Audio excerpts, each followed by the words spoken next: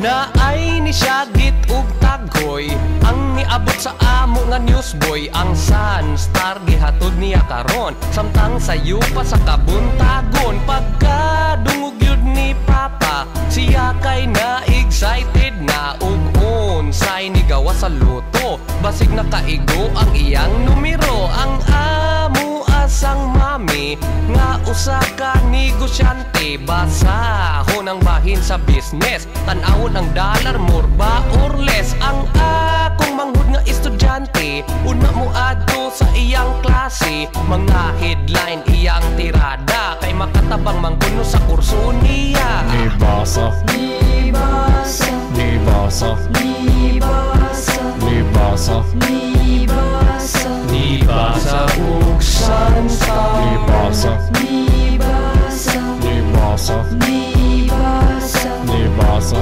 Nibasa, Nibasa ug Sunstar. Ug si Kuya Maoy pabasahon, diretso na siya sa sports column. Iyang paborito gyud nga reading, kanang bahin sa basket ug boxing. Akong ating nga namahaw, ganahan na sad siya makakibaw. Unsay latest sa showbiz, unsa nakahaybak o nga chismis. Among pamilya kami yung tanan, sa Sunstar kami kay natabangan. Musulti ko nga ako mismo, tungod sa Sunstar ako nakatrabaho. Dili gyud ka mauwahi, updated jud ka pirmi. Ug unsay mga kalambuan sa katilingban ug sa tibuok kalibutan. Nibasa, Nibasa, nibasa, Nibasa, nibasa, Nibasa, Nibasa ug Sunstar, nibasa,